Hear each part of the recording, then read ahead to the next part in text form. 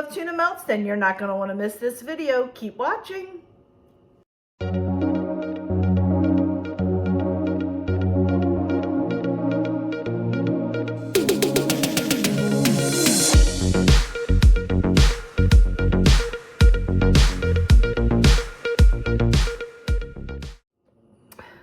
Hey friends, it's Kelly and welcome back to Mama Needs a Goal. Thank you so much for joining me today, and if you're new here, welcome, welcome. So friends, you heard me right. We are making a tuna melt in the air fryer today. I know. I have never made a grilled cheese or anything like this in the air fryer, and I wanted to bring something different to you all. And I thought this would be the perfect, simple, easy, quick dinner or lunch, especially on those nights when the kids have sports or you're running late getting home from work. This is such an easy recipe to do. You can mix the tuna up the night before or that morning or whatever, or right before you're getting ready to make it. It is so quick and easy. So I hope you guys are gonna enjoy it. So let me turn the camera down and we'll quickly go over all the ingredients. All right, let's quickly go over the ingredients. So when I do a grilled cheese of any kind, tuna melt, anything like that, I like the thicker bread for those kind of sandwiches. So I am using the Farmhouse Hearty white bread. I am going to mix up my tuna, and in that I'm going to be using some sweet relish, some mayo. I'll be chopping up a little bit of celery, onion, and then I just have some white albacore tuna. And then for the cheese, I like to put mozzarella or provolone on my tuna melts. A lot of people like cheddar cheese. I'm not a huge fan of cheddar cheese on there for some strange reason. I prefer mozzarella or provolone. I did not have provolone. I would have used that instead of the mozzarella because I do prefer that over it, but mozzarella is my second favorite. So here are the ingredients for my tuna melt. And let's go ahead and get this tuna mixed up. All right, my friends, so after I filmed all that, I realized that I forgot to mention we're gonna need some butter or margarine to put on the bread. And also, I always add salt and pepper in my tuna as well. Sometimes I'll do onion powder and a little bit of garlic once in a while, but I got quite a bit of onion that's gonna go in here, so I'm not adding it this time around, but I do sometimes add just a little bit for flavor. So let's go ahead and get started and make this tuna. All right, my friends, so I'm starting with 2 cans of the Bumblebee white albacore tuna. I did open it. I rinsed it really well in the sink. And one of the little tips I like to do, and I'm just really weird about seafood, I leave this on like that, and then I rinse it underwater, mix it up, and then just dump it out, and just kind of rinse the tuna a little bit. So I'm gonna go ahead and put 2 cans in here, and you can use whatever kind of tuna that you prefer, not a big deal. You can see 1 can is not a lot. So if you're making this for a family of 5 or something, you're gonna want to use a couple cans for sure. So let's go ahead. Apparently I didn't drain that one too well enough. Let's drain a little bit of that off. There we go. All right. Okay. And then I'm just going to break it up just a little bit. I do want it to be a little chunky, not too much, not too shredded. Okay. Just like that. And then I went ahead and I chopped up my onion and celery. I had a very small onion and I chopped up half of that small onion. And then I had 1 stalk of celery, and I'm going to insert a clip right now for a celery tip. I wanted to share a little tip with you. I like to wrap my celery in aluminum foil. Believe it or not, it really does help a lot. Just get a sheet out, cover the bottom, roll it up like that, put it in the fridge, and it keeps it from getting soggy and limp. So just a little quick tip on how to keep your celery fresher and for it to last a lot longer. All right, my friends, so hope you guys enjoyed that little tip. It really, truly does work. Okay. Okay, now let's go ahead. And I do dice up my celery a little bit finer than I normally do if I was making a pasta salad, because I really don't like big chunks of celery in my tuna. So I'm going to go ahead and just mix that up a tiny bit. Okay. Add a little bit of pepper, a little bit of salt, and then I'm going to go ahead and take my sweet relish. I have myself just a tablespoon. Go ahead and put that in there. If you don't like relish, you do not need to add relish in there. I just prefer relish in mine. You want to be careful you don't get all the extra juices in there, because it will make it runny. So just be careful about that. All right, I think I'm going to add just a tiny bit more. So I'm going to do about a tablespoon and a half of relish. Okay, and then I'm just going to go ahead and use some Hellmann's mayo. I do like Duke's mayo as well, or Kraft's. I'm not really too picky. Now, I should mention before I get started, this is a tablespoon from my silverware. I prefer using this when I make my tuna. I just grab a dollop like that. And oops, I'm splattering it on me.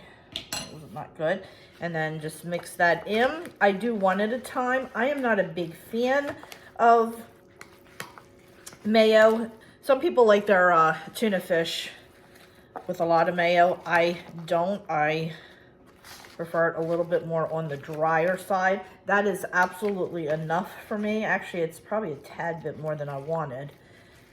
Just depends on your tuna and how dry it is. Okay. And then, like I said, if you want to add a little bit of onion powder, a little bit of garlic powder, feel free to do that. That will work as well. Okay, I'm just adding a little bit more. And then that's how I make my tuna. Simple and easy. You saw how quick that went. Okay, so let me just clean up this area a little bit and then we'll go ahead and make our tuna melt. All right, my friends, so I have my bread here. Go ahead and take out my 2 slices.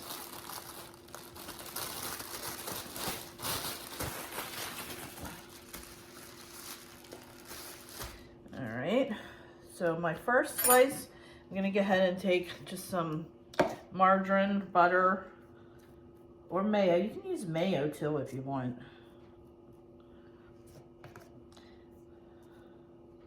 I'm just covering it, the one side, with butter.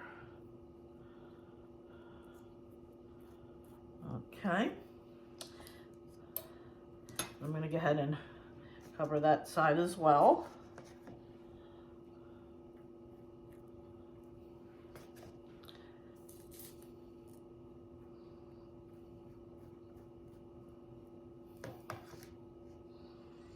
Just get it nice and coated. I want it to be nice and brown. Okay. Then we're going to go ahead and take out our air fryer tray. I'm going to place this one piece down here like that. And obviously you can probably get about 4 on here if you want. I'm just making 1. All right, so now I'm going to go ahead and take my cheese. And like I said, I prefer either mozzarella or provolone on my sandwiches, on my tuna melts. Most people like cheddar, so if you've never made one before, you may want to start with cheddar because that seems to be the most popular. I just prefer this. If I had provolone, I would have just put a slice of provolone. You just want to try to keep it away from the edges a little bit because as the cheese melts, it will go over the side. And then I'm going to go ahead and take my tuna. I'm going to scoop it out. I'm going to try to get it towards the middle there so we're not falling out the ends. just like that. Just kind of working my way down. There we go. A little bit more. There we go.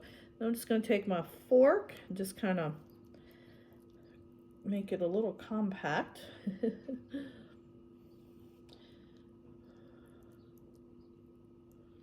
If you want, you can top it with a little bit more cheese. I think I might do that. There we go. And then I'm going to go ahead and take my other piece, put it on top. Take my fork and just squish it down a little bit like that. Okay. All right, my friends, so here we have it. Go ahead and put this in my air fryer. We're going to hit the air fryer button. I am going to put it at, my air fryer goes by like 25 degrees, so I'm going to put it at 375, and then I'm going to put it in for 5 minutes, and then I'm going to flip it. So we'll check back in 5. Okay, my friends. Oh, look at that. Can you guys see that? Yum. Oh, it's nice and toasty. And because we used butter, oh, we got a piece of celery. We used butter, we did not need to spray the pan. Okay, and then I'm going to go ahead and put it back in. I'm going to do it about 4 minutes. Just keep an eye on it at that 4-minute mark and see if we need to go that extra minute. All right, my friends, 4 minutes is up. Yeah, I do have a little light on mine, and I can tell that it was just about done. Oh, it looks so delicious. Let me go ahead and get this plated up, and we'll do a quick taste test.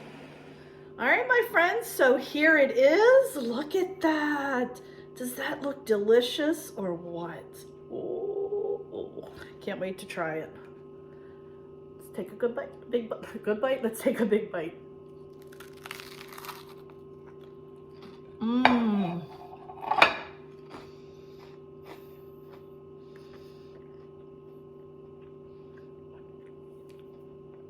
I apologize, friends, with my paralysis. Eating a sandwich that's a little bit thicker is a little bit difficult for me sometimes, so I don't want to gross you out. But oh my goodness.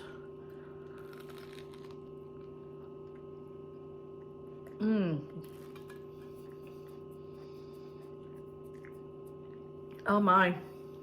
Oh my. That is absolutely perfection. Absolute perfection. Absolutely love it. Love, love, love it. Oh my goodness, if you guys like tuna melts, you're gonna love this. I really like the mozzarella cheese, so you might want to try it. But like I said, a lot of people prefer cheddar, but I like the mozzarella or provolone. All right, my friends, so that'll do it for today. I really hope you enjoyed this recipe. If you did, give it a thumbs up, and I hope that you are enjoying Air Fryer February. Like I said, I have a ton of recipes that are going to be coming out. Some will be very simple, just like this one. Some not that they'll be difficult. They're all going to be easy recipes, but a little bit more dinner-ish. I have some breakfast, desserts. We got a lot coming out this month, so I hope you stick around and watch it. If you try this, please let me know in the comment section. I would love to hear what you think about it. And also, please don't forget, hit that little subscribe button because it does greatly help me out. And if you haven't already, please go over and check me out on Facebook, Instagram, Pinterest, and Twitter. I am active on all those social media sites every single day, and I love hearing from you guys. So friends, thanks so much, and I will see you next time. Bye.